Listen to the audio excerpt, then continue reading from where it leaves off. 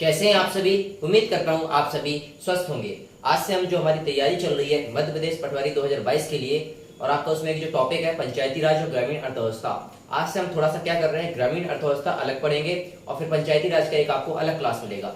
कम समय में ज्यादा कंटेंट, जैसे हमारी क्लास चल रही है वैसे ही करेंगे। मतलब 10 मिनट से कम की क्लास ही हम रखने वाले हैं। बहुत छोटा क्लास रहता है। इंपॉर्टेंट हम फैक्चुअल और आपके एमसीक्यू मतलब फैक्ट और एमसीक्यू के फॉर्म में पूरा सिलेबस कवर करने वाले हैं, जिससे आप लोगों का अच्छा डेटा बन पाए। तो आप इसके छोटे छोटे नोट्स बनाते चलिएगा ताकि आगे आपको रिवीजन करने में आसानी होगी। इसके पहले के वीडियो जिन्होंने नहीं देखा है, इसके पहले के वीडियो 9 वीडियो अपलोड किए जा चुके हैं पंचायती राज से रिलेटेड। सारे इंपॉर्टेंट क्वेश्चन मैंने डिस्कस किए हुए हैं, उनको आप लोग अपने पास नोट करके रख लीजिएगा। थ्योरी के लिए मैंने बोला है आप लोग एक किताब कोई भी फॉलो कर सकते हैं जो आपका मन करता है, ताकि उससे ओवरऑल आप लोगों को थोड़ा संतुष्टि रहे कि आपका सिलेबस भी कवर हो गया। और दूसरे प्रकार से जो मैं कंप्लीट करा रहा हूँ, मैं वही क्वेश्चंस कराता हूँ, वही फैक्ट लेके आता हूँ जो आपके एग्जाम के पॉइंट ऑफ व्यू से इंपॉर्टेंट होता है। बहुत लंबी क्लास करने का कोई मतलब नहीं होता, पढ़ना उतना ही है जितना हमारे एग्जाम के लिए इंपॉर्टेंट होगा। और हमारा जो टारगेट है वो पहले से ही हमने सेट करके रखा है 85 प्लस। और जब 85 प्लस नंबर चाहिए तो ये क्लासेस इसलिए की जा रही हैं ताकि आप लोगों के जो नंबर है ना वो 20 मझधार वाले ना हो, 70-75 वाले। इतने नंबर सब पहुंचते हैं और फिर जो है टेंशन रहता है कि मेरा सिलेक्शन होगा या नहीं होगा। इसलिए हम सेफ मोड में चलने वाले हैं और 85 प्लस अपना स्कोर लेके चलने वाले हैं। तो पहले की वीडियो आप लोग जरूर देख लेना, बहुत छोटे छोटे वीडियो रहते हैं। तो नमस्कार हमारे प्यारे भारत के देशवासियों, मैं हूं आपका शुभचिंतक सुमित तिवारी। इजी परीक्षा चैनल पर आप सभी का बहुत बहुत स्वागत है। तो जुड़िए हमारे साथ, पढ़ाई को कीजिए एंजॉय विद एनर्जी के साथ। और मैं फिर से कह रहा हूं, जो टेलीग्राम की लिंक मतलब डिस्क्रिप्शन में मैंने दी है उसको ज्वाइन कर लेना। इससे आपको update, notification, study material, MCQ जो भी हमारे पास होगा उसमें आपको प्रोवाइड कराते रहेंगे। टेलीग्राम के लिए मैंने डिस्क्रिप्शन में दिए और मैं कोशिश करूंगा पिन भी कर दूंगा कमेंट सेक्शन, वहां से भी आप ज्वाइन हो सकते हैं। चलिए देख लेते हैं। तो ग्राम सभा के सदस्य होते हैं, इस टाइप का ये जो क्वेश्चन पूछा जाता है आपके जो है व्यापम में भी और आपके ग्रामीण अर्थव्यवस्था से रिलेटेड। तो ग्राम सभा के सदस्य कौन होते हैं, ये वाला क्वेश्चन पूछा जाता है, तो वहां लोग कंफ्यूज हो जाते हैं। तो इसका आप सीधा सीधा याद रखेंगे। गांव में एक मतदाता सूची होती है, क्या होती है, गांव मतदाता सूची, क्या बोलते हैं इसको, गांव मतदाता सूची में पंजीकृत, क्या बोलेंगे, गांव मतदाता सूची में पंजीकृत। ठीक है, नोट कर लीजिए, पंजीकृत मतदाता। ठीक है, तो ये वाला जो पॉइंट है ना, इसी को बोलते हैं ग्राम सभा के जो सदस्य होते हैं वो कौन होते हैं, गांव मतदाता सूची में पंजीकृत मतदाता जो भी होते हैं उन्हीं को हम बोलते हैं क्या, ग्राम सभा के सदस्य बोला जाता है। ठीक है, बहुत कम समय लूंगा, बहुत छोटी क्लास रहती है, जिससे आप लोग जो है यहाँ पास इंटरेस्ट दिखा पाए, एंजॉय कर पाए और बोर ना हो। चलिए देखते हैं, भारत में न्यूनतम समर्थन कीमतें सरकार द्वारा वर्ष में कितनी बार घोषित की जाती है। वेरी एमपी, इसको क्वेश्चन डाल देना। इस टाइप के क्वेश्चन रेगुलर आपके पूछे जाते हैं। ठीक है, तो आप याद रखेंगे 2 बार। कितने बार होती है, 2 बार होती है, याद रखिएगा। चलिए अब आते हैं पूंजीवादी खेती वाले देश, इस टाइप के भी क्वेश्चन पूछे जाते हैं। तो 2 इंपॉर्टेंट देश है, उनको याद रख लेंगे तो आप ऑप्शन कट कर पाएंगे, अमेरिका और कनाडा।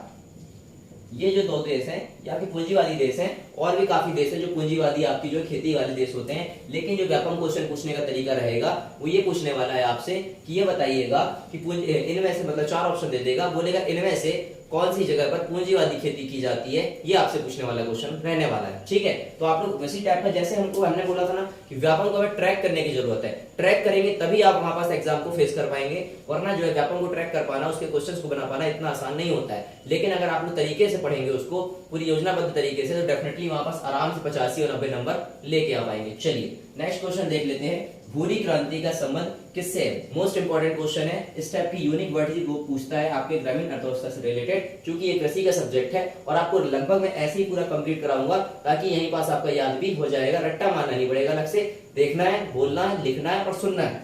तो भूरी क्रांति की बात करेंगे, ये संबंधित है उर्वरकों से, किससे, उर्वरकों से संबंधित है। ये आप याद रखना, भूरी क्रांति किससे रिलेटेड है, उर्वरकों से रिलेटेड है, जो फर्टिलाइजर्स होते हैं।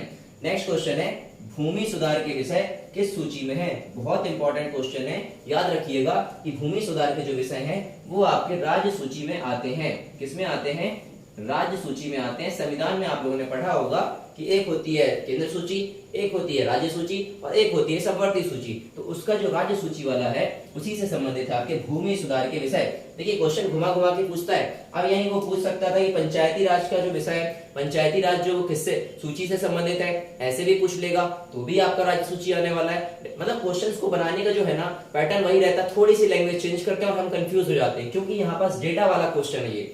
पंचायती राज और ग्रामीण अर्थव्यवस्था जो है एक डेटा वाइज वाला आपका सब्जेक्ट होता है, इसको समझ के पढ़ना ज्यादा इंपॉर्टेंट है। ठीक है, चलिए, और इसलिए मैं कह रहा हूँ कम पढ़ना है, अच्छा पढ़ना है, जो सिर्फ एग्जाम के पॉइंट ऑफ व्यू से इंपॉर्टेंट रहने वाला है। अब देखते हैं झूम खेती, इंपॉर्टेंट है, झूम खेती किन क्षेत्रों में की जाती है। अगर आपको ध्यान हो तो पूर्वोत्तर के जितने प्रदेश हैं, कौन से, पूर्वोत्तर वाले, ठीक है, तो पूर्वोत्तर प्रदेशों में क्या होता है आपका, झूम खेती की जाती है। ये पॉइंट भी क्लियर, यहीं पास 1 से 1.5 मिनट के अंदर रिवीजन भी हो जाएगा, सारे फैक्ट भी क्लियर होंगे, बकायदा इसको आपको नोट कर लेना, और सारे इंपॉर्टेंट हैं, आप देखते चला, बहुत सारा कवर कर लेंगे, एक भी सिलेबस, एक भी टॉपिक नहीं छूटेगा, जितने मैंने आपको बोला पढ़ने के लिए।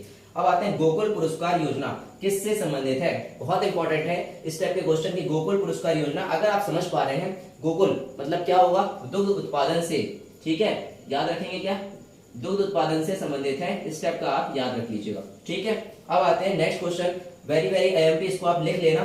ठीक है, वेरी वेरी आईएमपी क्वेश्चन है ये वाला, कि राष्ट्रीय ग्रामीण विकास संस्थान कहाँ स्थित है। क्या पूछेगा वो, कि राष्ट्रीय ग्रामीण विकास संस्थान कहाँ पास है, तो आप बताएंगे हैदराबाद में, आप बताएंगे हैदराबाद में। अब मैं आपसे एक क्वेश्चन पूछना चाहता हूं कि ये बताइए हैदराबाद जो है वर्तमान में किस राज्य में आता है, वर्तमान में हैदराबाद किस राज्य में आता है, ये आप लोग कमेंट सेक्शन में बताइएगा। मैं ठीक है एक क्वेश्चन पूछ रहा हूं, और हमने हमेशा बोला है कि आप लोग आंसर करने का प्रयास करिएगा, उससे ब्रेन एक्टिव होता है, रिकॉलिंग पावर बहुत शानदार होती है, तो इसलिए आप लोग बताइए कि हैदराबाद जो है वर्तमान में किस राज्य में स्थित है। और मैंने आपको बता दिया कि राष्ट्रीय ग्रामीण विकास संस्थान कहाँ है, हैदराबाद में। चलिए फटाक से 1 मिनट के अंदर रिविजन करेंगे और आप इसको नोट कर लेना। ग्राम सभा के सदस्य कौन होते हैं, अगर ये वाला क्वेश्चन पूछा जाए तो आप सीधा सा बताइएगा, गांव मतदाता सूची में जो पंजीकृत मतदाता होते हैं उन्हीं को ग्राम सभा के सदस्य बोला जाता है। नेक्स्ट क्वेश्चन है, भारत में न्यूनतम समर्थन मूल्य कीमतें सरकार द्वारा वर्ष में कितनी बार घोषित की जाती हैं, तो ये की जाती है आपकी 2 बार, एक बार रबी की फसल के टाइम में और एक बार आपकी खरीफ की फसल के टाइम में। ये वाला पॉइंट भी आप नोट कर सकते हैं।